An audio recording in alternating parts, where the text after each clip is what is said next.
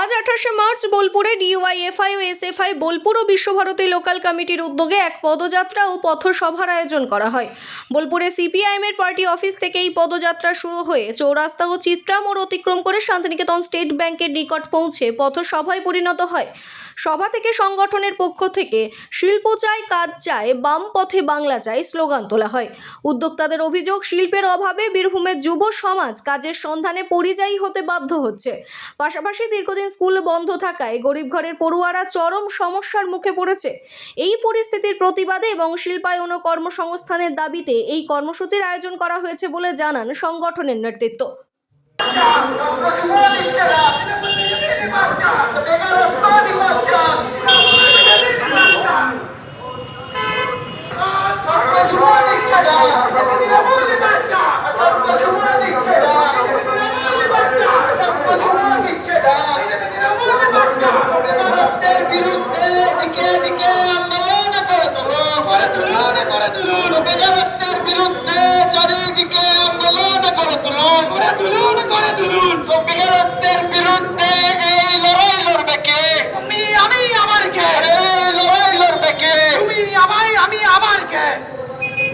अरे इनकलाब जिंदाबाद जिंदाबाद, अरे इनकलाब जिंदाबाद जिंदाबाद जिंदाबाद, छात्र যুব কৃষক মজদুর ঐক্য জিন্দাবাদ জিন্দাবাদ জিন্দাবাদ, ছাত্র যুব কৃষক ঐক্য মজদুর ঐক্য জিন্দাবাদ জিন্দাবাদ জিন্দাবাদ, अरे इनकलाब जिंदाबाद जिंदाबाद जिंदाबाद।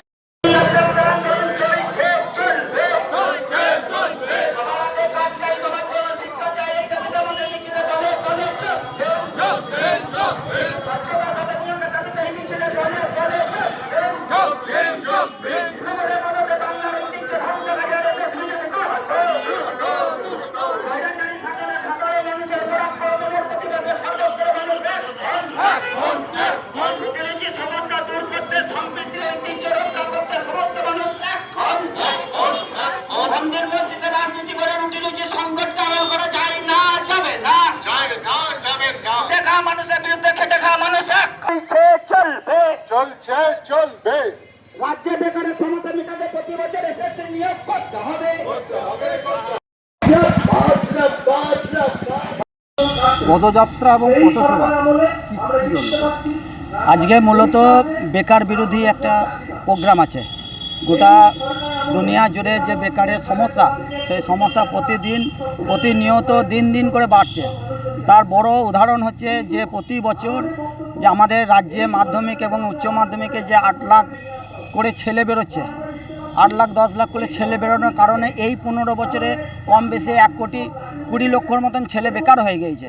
তো স্বাভাবিকভাবে কাজ নেই, প্রতি বছর এসএসসি নিয়োগ নাই, প্রাইমারি টেট নাই, আর যতটুকু হচ্ছে তার স্বচ্ছতার সাথে নিয়োগ নাই।